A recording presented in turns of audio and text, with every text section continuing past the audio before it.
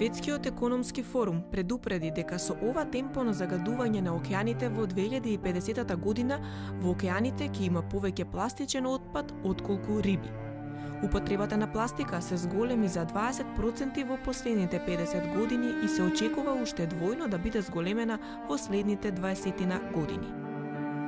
Најмалку 8 милиони тони пластика се фрлаат годишно во океанот, што е еквивалентно на празнење на еден камион со ѓубре секоја минута, стои во истражувањето кое вклучува и анализи на Центарот за бизнис и животна средина Мекензи. Светските океани во моментов содржат 150 милиони тони пластика. При одржување на темпото на загадување, во нив ќе има по 1 тон пластика за секој 3 тони риба во 2025 година и повеќе пластика отколку фауна во 2050 година, предупредуваат авторите на студијата. На Светскиот ден на океанот 8 јуни, Carolyn и Carlos де Соуза станаа првите луѓе во светот кои започнаа маратон во веслање на даска изработена од пластични шишиња и тоа во 12 држави.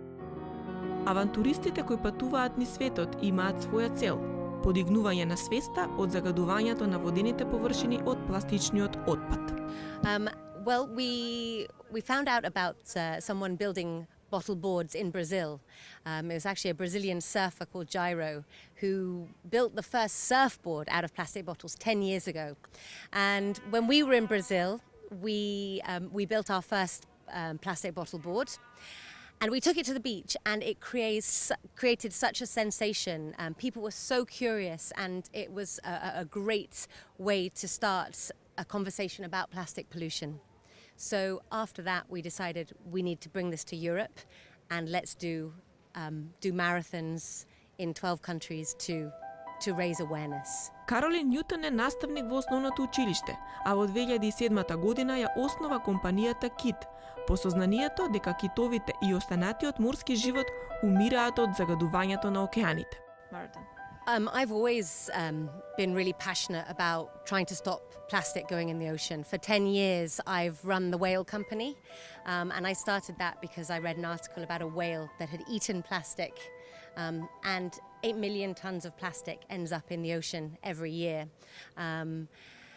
It's a really big problem, and it's a global problem. So with the plastic bottle SUP, it's a way to make a real impact and get people thinking about this problem, but in a positive and a fun way. 12 различни држави, 12 места каде да се проба да се подигне свеста од загадувањето на океаните, и тоа на забавен и рекреативен начин.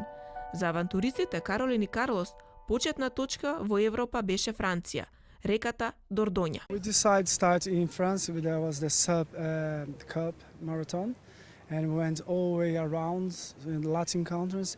Now we come down to the Balkan countries.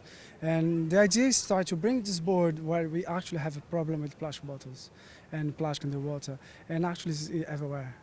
And if you raise awareness, like showing how can you use the plastic in a positive way, as she said, in a fun way, and the new generation can see that plastic should not be in the water. We have a small lake behind us, and if you actually really have a look around, you will find plastic bottles floating here. And there's beans around, you know, that's the problem, there's beans around, so should be dumped in the bin. So and that's the main idea, you know, come from the Latin country and go to the Balkans and maybe go to Asia. Well, we built the first board at an event in Paris, and we were staying down in the Dordogne with some friends of mine. And every year there is the Dordogne Integral, which is 130 kilometers. So we had seen kayakers and paddlers paddle that route about 10 days before we did our marathon. And we chose the 8th of June because it was World Oceans Day.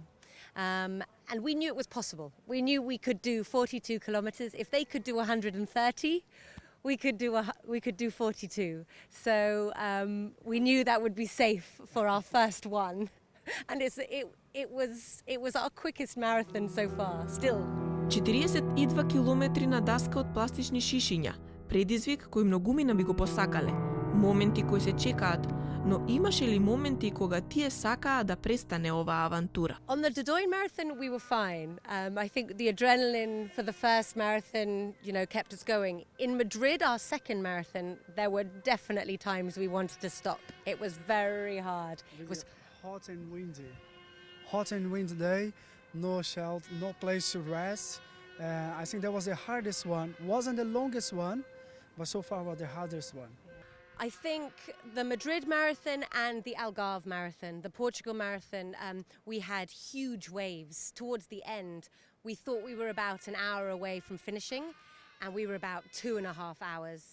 The waves kicked in, the wind, and it actually got quite dangerous. And we were so tired, so that was probably the scariest moment. Позитивно добре дојде од сите земји и граѓаните кои доаѓаат да погледнат каква порака има во овие шишиња. I think we have a really positive welcome. Firstly, because our board is completely different. It's made of garbage. An unusual board. It's really popular in Brazil, but here in Europe, it's still something new. And the message that we bring, the message in the bottle, the message about is about look after the environment. It's everyone's obligation to look after the place where we live in, and everyone looks with good eyes and quite supportive. That is quite nice too. Everyone's been really supportive. It's been great. Lots of people are getting behind us, which is great.